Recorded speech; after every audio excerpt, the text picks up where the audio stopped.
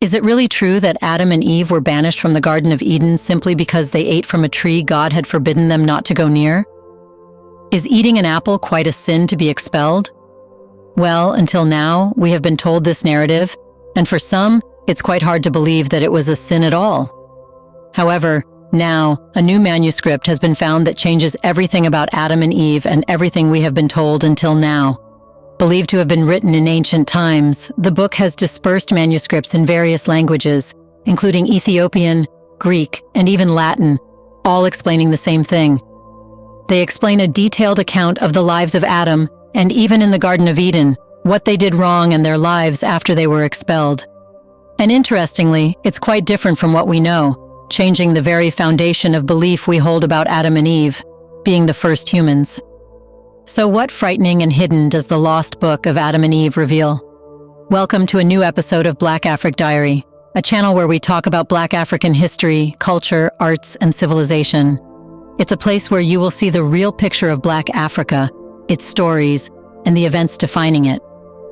In this episode, we will tell you the unorthodox and unusual truths in the lost book of Adam and Eve. Let's get started.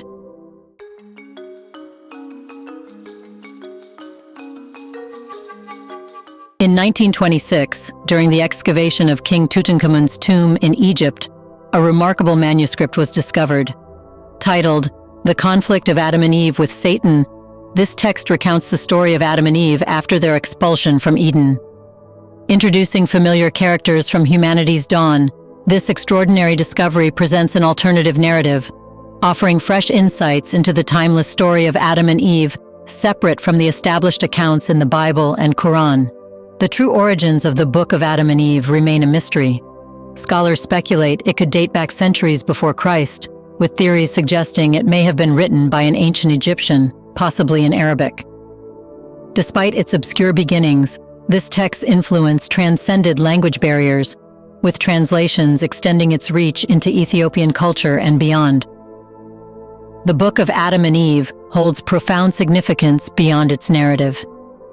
Interestingly, echoes of its themes can be found in both the Jewish Talmud and the Islamic Quran, hinting at its potential role in shaping early religious thought. Despite not being included in the canon of major religious texts, the presence of these shared concepts underscores the enduring impact this book may have had on shaping humanity's understanding of its origins. Attributed to an anonymous Egyptian scribe who penned the tale in Arabic, the Book of Adam and Eve eventually found its way into Ethiopian literature through translation. Determining its exact age is challenging, with conventional wisdom placing its composition several centuries before Christ. The first English translation appeared in the 19th century, revealing glimpses of its narrative embedded in the Talmudic and Quranic traditions, cementing its importance in early human literature. A fascinating aspect of this enigmatic text is its division into two volumes, known as the Book of Adam and Eve. The first volume talks about Adam and Eve's expulsion from the paradisiacal Eden, chronicling their encounters with temptations orchestrated by Satan. Meanwhile, the second volume unfolds the compelling story of Seth and the tumultuous clans descended from Cain before the Great Flood.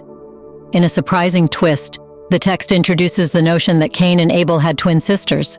Cain, drawn to his twin sister Luluwa, becomes entangled in familial expectations, leading to the tragic demise of Abel.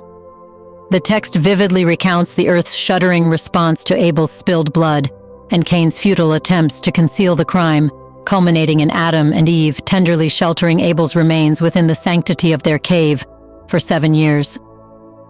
Moreover, the Book of Adam and Eve diverges from the traditional biblical narrative by suggesting that both Cain and Abel made offerings of both blood and grain. This challenges the account in Genesis chapter 4, verses 3-4, where only Cain's offering of produce from the soil is mentioned, while Abel presents the choicest portions from his flock.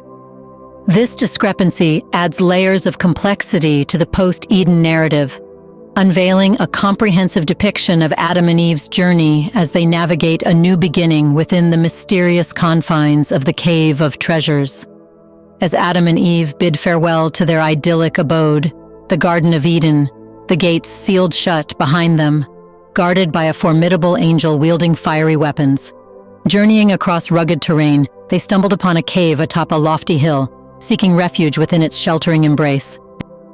Their provisions diminished to the humble fare of cooked grains, foraged vegetables, and scant herbs, starkly contrasting with the abundance they once enjoyed. Entering the cave hesitantly, Adam grappled with waves of sorrow, mourning the stark contrast between their current dwelling and the lush splendor of the garden they once called home. He likened the cave's confines to a prison, yearning for the expansive beauty they once enjoyed.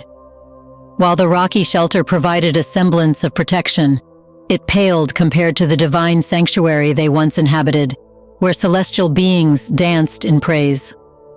Within the cave's confines, Adam and Eve bore children: Cain, Abel, Luluwa, and Kalima.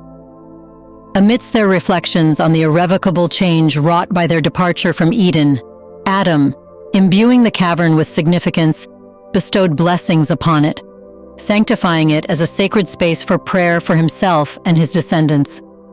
He dubbed it the Cave of Treasures, imbuing it with the legacy of their journey and hopes for their progeny. Adam's journey highlights the profound mercy of God towards his creation, even in the face of punishment for transgression. As Adam and Eve departed the garden sanctuary, their spirits weighed down by uncertainty and fear. God's reassuring words reached them, infusing them with strength and resolve. Despite the barrenness of the unfamiliar landscape ahead, stripped of the lush beauty they once knew, Adam and Eve found solace in God's comforting presence. Confronted with the stark contrast between their new surroundings and the changed appearance of the tree of knowledge, they trembled with fear at the sight of the angelic guardian standing watch with a flaming sword. Their hearts gripped by dread, they awaited divine judgment. However, moved by compassion, the angel interceded on their behalf, appealing for God's mercy.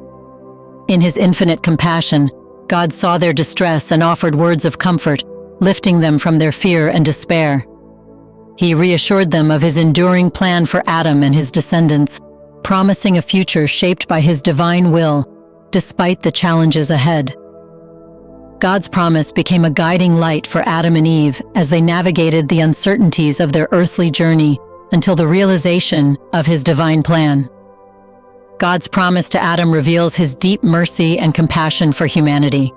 He assures Adam that the same word that created him, the word against whom he transgressed and was expelled from the garden, would also be the one to lift him up when he fell and ultimately save him. Initially puzzled by the reference to 5.5 days, fearing the impending end of the world, Adam is comforted by God's explanation. In his boundless mercy, God clarifies that these days symbolize 5,500 years, during which the Word would come to redeem Adam and his descendants.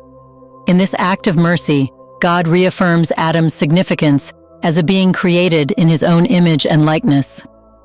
He encourages Adam to strengthen his resolve and remain steadfast within the sanctuary of the Cave of Treasures, where he would find peace and protection. Upon receiving this comforting revelation from God, Adam's spirit is uplifted, reassured by the promise of salvation and the divine plan for his redemption. Through this exchange, God demonstrates his commitment to guide and save his beloved creation, showcasing his limitless love and compassion for humanity. The symbolism surrounding the Cave of Treasures as a place of repentance for Adam and Eve's transgressions contrasts with Adam's fondness for the expansive sea in the creation narrative. The vast crystal sea borders the Garden of Eden, strategically positioned to welcome the rising sun. Beyond its shimmering expanse stretches an infinite body of water encircling the earth and reaching toward the heavens. To the north of the garden lies a remarkable sea, renowned for its unmatched purity and clarity. Legends describe its pristine waters as so transparent that one can peer into the depths of the earth. Metaphorically, bathing in these crystalline waters represents profound purification, capable of transforming even the darkest souls into pure beings. It is believed that this sea, crafted by God out of his boundless grace, foresaw humanity's future. After humanity's expulsion from Eden, souls began to be born on earth, including righteous individuals whose spirits God would resurrect on the final day. The sea holds profound significance for humanity's eventual redemption.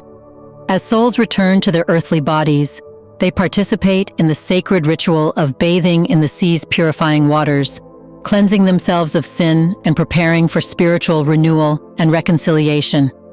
Thus, the sea symbolizes God's promise of redemption and His enduring mercy, offering hope for humanity's eventual return to grace and purity. God's deliberate decision to banish Adam from the garden, placing him away from the northern border where the Sea of Cleansing lay, reveals His wisdom. By ensuring Adam and Eve's distance from these tempting waters, God prevented them from washing away their sins and avoiding constant reminders of their transgressions. Placing Adam on the southern edge, though it offered the soothing fragrance of the garden's trees, risked distracting him from reflecting remorsefully on his actions. Instead, in His kindness and wisdom, God directed Adam to a dwelling on the vast western border of the garden, where the land stretched expansively. Beneath the garden's expanse lay the Cave of Treasures, a constant reminder of Adam's choices and their consequences. Despite the promise of eventual redemption through divine assistance, God's mercy came within a stipulated time frame, impressing upon Adam and Eve the weight of their loss compared to their former life in the garden. But what major traceable difference can we find between the narrative in the Bible and the book of Adam and Eve? In the Bible, specifically in Genesis 1 and 2, the creation story is straightforward. On the sixth day, God creates man and woman simultaneously in His image, as stated in Genesis 1. However, Genesis 2 gives more detail. Adam is formed first from the dust, and later, Eve is created from one of Adam's ribs to be his companion. The process is simple and direct, emphasizing their roles and relationship with God. In contrast, the books of Adam and Eve, both the Greek version and the Latin version, focus more on the spiritual and divine aspects of creation. While the fundamental process remains similar to the biblical account, these texts elaborate on the spiritual significance and nature of their creation, adding depth to the narrative. Before we continue further, tell us, are you enjoying the video? If yes, please like and share the video and subscribe to our channel to watch more videos on Black Africa. Let's continue now. When it comes to life in the Garden of Eden, the Bible depicts Adam and Eve living in a paradise where they can eat from any tree except the tree of the knowledge of good and evil. They are tasked with tending the garden and are warned by God not to eat from the forbidden tree. This account is succinct, providing the necessary details without much embellishment. The books of Adam and Eve, however, offer a more vivid portrayal of Eden's beauty and harmony. These texts go into greater detail about the commandment regarding the forbidden tree, often through extended dialogues that stress its importance and the dire consequences of disobedience. This creates a richer and more elaborate narrative. The story of the fall in the Bible is concise. The serpent tempts Eve by questioning God's command and promising knowledge. Eve eats the fruit and gives some to Adam, and they immediately realize their nakedness, covering themselves with fig leaves. God then curses the serpent, Eve, and Adam, and expels them from Eden. This account focuses on the essential elements of temptation, disobedience, and the resulting punishment. In the Greek version and the Latin version of the books of Adam and Eve, the narrative of the fall is more complex. The serpent is often explicitly linked with Satan, and the temptation involves more dialogue and dramatic interactions.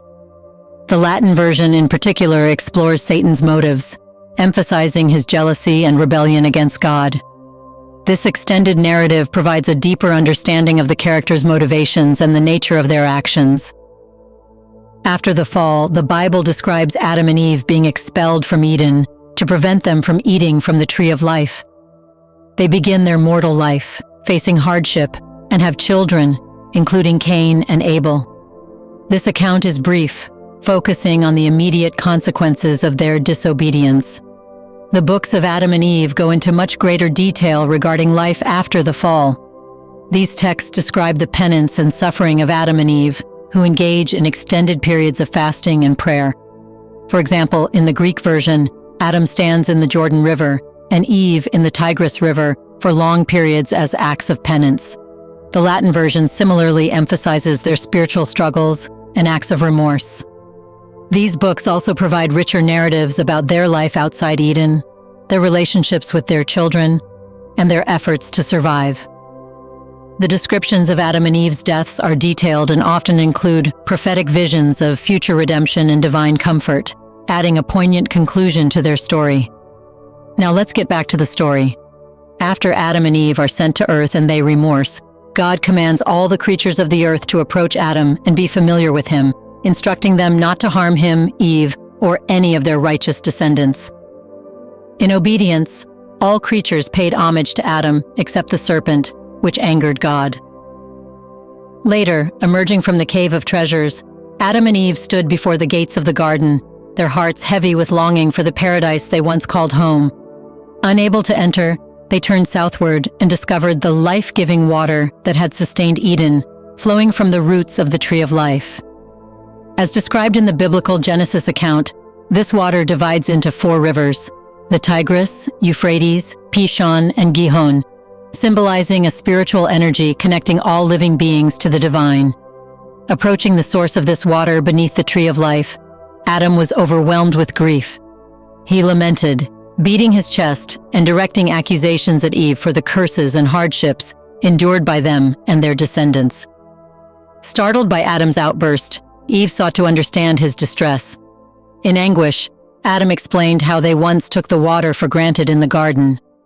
Now exiled to a foreign land, they recognized its preciousness and its potential to sustain their bodies.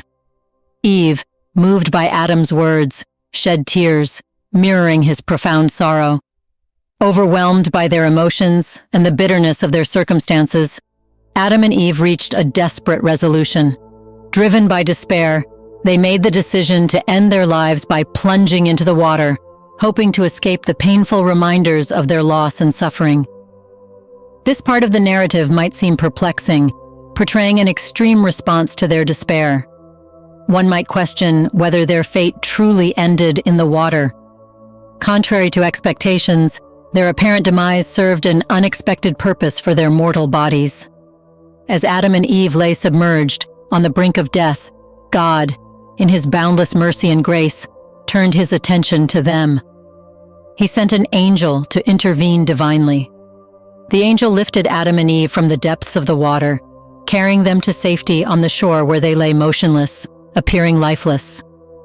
Reporting their condition to God, the angel announced the apparent passing of his creatures. Yet, in a miraculous display of divine power, God's word breathed life back into them, resurrecting Adam and Eve from the brink of death.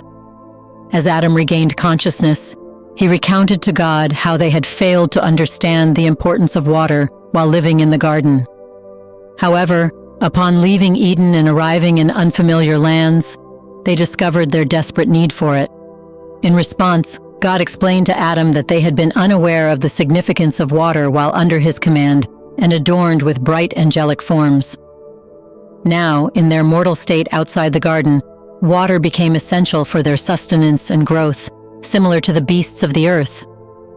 Overwhelmed by thirst, sweltering heat, and sorrow, Adam and Eve faced a critical choice. Despite their dire need, Adam resolved not to drink the water, fearing it would worsen their punishments and those of their descendants. United in their decision, they turned away from the water and sought refuge in the safety of the cave of treasures. Inside the cavern, Adam's sorrow weighed heavily upon him, compelling him to throw himself to the ground in despair. As darkness enveloped the cave, Eve rushed to his side, unable to bear witness to Adam's anguish. Despite her efforts, she felt powerless to alleviate his suffering, overwhelmed by a sense of helplessness and sorrow. In this poignant moment of human frailty and despair, Adam and Eve grappled with the harsh realities of their existence outside the garden. Their hearts were burdened by the weight of their transgressions and the consequences that followed. Once again, God's boundless mercy shone upon Adam and Eve in their darkest hour. Adam, seemingly lifeless, and Eve, rendered speechless by fear and the surrounding darkness, were reached by God's compassionate word. His intervention rescued Adam from the brink of death and restored Eve's ability to speak. The unfamiliarity of the darkness they encountered starkly contrasted with the perpetual light of the Garden of Eden, where visibility was crystal clear. In the garden, Adam and Eve's bright nature enabled them to see each other clearly, fostering a profound sense of connection. However, inside the cave, despite their physical closeness, darkness obscured their vision, preventing them from perceiving each other. God stressed the importance of obedience in the garden, where their radiant nature harmonized perfectly with His divine will. Through their obedience, a radiant light enveloped Adam and his companions, illuminating their path. Yet, their transgression led to the loss of this divine light, plunging them into darkness. Out of His mercy, God did not subject Adam to complete darkness, but instead clothed him in a mortal body, adorned with skin capable of enduring the world's challenges. God comforted Adam, assuring him that the darkness would not last forever, but would dissipate after 12 hours.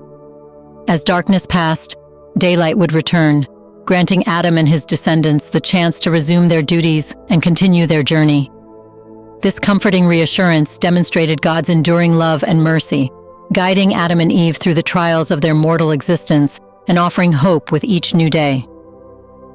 But here, questions arise on why Adam and Eve had to endure so much just because they ate from a tree. One common interpretation views the act as a metaphor for sin. In the biblical story, God explicitly instructed Adam and Eve not to eat from the tree of the knowledge of good and evil. When they chose to disobey, they prioritized their own desires over God's command, introducing sin into the world. But questions arise here. If God did not want Adam and Eve to sin, He should not have given them this capability. However, if God wanted to give free will to Adam and Eve, what they did next should not be considered a sin. What Adam and Eve did was a symbolic act that underscores humanity's tendency towards rebellion and the repercussions of prioritizing personal will over divine guidance. It raises profound questions about the moral dilemmas surrounding free will and obedience to higher authority. Another interpretation suggests the forbidden fruit symbolizes knowledge or wisdom that God intended humans to refrain from at that time. According to this view, Adam and Eve had been provided with everything they needed in the Garden of Eden. But their decision to eat the fruit reflected a desire for knowledge beyond what God had ordained. This interpretation often portrays the fruit as a symbol of intellectual curiosity or the pursuit of enlightenment that leads to disobedience. It prompts contemplation on humanity's quest for knowledge and the ethical implications of seeking knowledge independently of divine guidance. Eating the forbidden fruit can also be interpreted as a metaphor for moral awakening. Before consuming the fruit, Adam and Eve lived in a state of innocence, unaware of the concepts of good and evil. However, after eating it, they gained moral discernment and became conscious of the consequences of their actions. This interpretation frames the narrative as a metaphorical journey from naivety to moral maturity, highlighting the loss of innocence and the weight of moral responsibility that accompanies newfound awareness. In certain theological and literary traditions, the forbidden fruit is associated with sexual awakening. Eating the fruit symbolizes the moment Adam and Eve become aware of their nakedness, marking the beginning of human sexuality and the loss of innocence. This interpretation emphasizes how disobedience can catalyze profound changes in human consciousness and relationships, including an awareness of physical desires and intimacy. What are your thoughts on the lost book of Adam and Eve and whether it should have been included in the Bible? Do you think that Adam and Eve were expelled from the Garden of Eden not because they ate an apple, but because of something else? In the comment section right below, share your thoughts on whether one should read the book of Adam and Eve beside the Bible. Do you want to watch more videos like this one? If yes, subscribe to our channel and press the bell icon next to it. We bring videos on Black Africa, its history, rich arts and culture, and things the world should know about. Thanks for watching, and until the next video, stay tuned.